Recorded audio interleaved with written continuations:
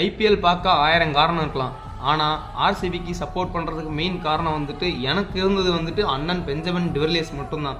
De Villiers ஆடுற ஆட்டத்தை பார்த்துட்டு இந்த டீமுக்கு மட்டும் தான் சப்போர்ட் பண்ணுறோம், இந்த டீமுக்காக மட்டும் தான் சாகுறோம் அப்படின்னு சொல்லிட்டு அன்னைக்கு ஆரம்பித்தேன். இன்னைக்கு வரைக்கும் வந்துட்டு அண்ணன் டீமுக்காண்டியே வந்துட்டு ஆர்சிபி வந்து சப்போர்ட் பண்ணிகிட்ருக்கேன்.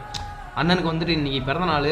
ஒரு லெஜெண்டரி பிளேயர், ஒரு பிளேயரோட பேட்டிங்கை பார்க்குறதுக்கு வந்துட்டு 6 கடல் 7 கண்டங்கள் கடந்து வராங்கன்னா அண்ணன் டிவிலியர்ஸோட பேட்டிங்கை பார்க்க மட்டும்தான். அவ்வளோ அருமையாக இருக்கும்.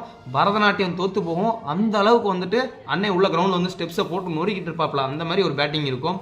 இன்னொன்று என்னன்னா, ஒரு பிளேயரால் ஒரு எப்படி சொல்கிறது, ஒரு ஃப்ரான்ச்சைஸ்க்கே பெருமைன்னா அது அண்ணன் டிவிலியர்ஸால் மட்டும்தான் கண்டிப்பான முறையில்.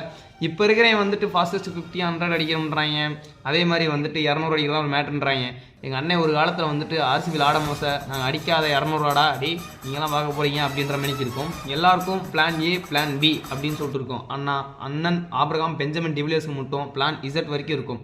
ஒரு பவுலருக்கு வந்துட்டு பவுலிங் வேரியேஷன் எத்தனை இருக்கலாம், 4 5 அவ்வளோதான் இருக்கும். ஆனால் அண்ணனோட பேட்டிங் ஷாட்ஸில் மட்டும் எண்ணிலடங்கா ஷாட்ஸ் இருக்கும். ஏன்னு கேட்டால், நீ ஃபுல் டாஸ்லாம் போட்டு தொலைச்சிட்டோன்னா வரலாற்றில் ஒரு பிளேயர் வந்துட்டு அடிக்கிற தடவை அடித்து பந்து அவுட் ஆஃப் த பார்க் பறக்கூடுவார்னா அண்ணன் டிவிலியர்ஸ் இருந்தால் மட்டும்தான்.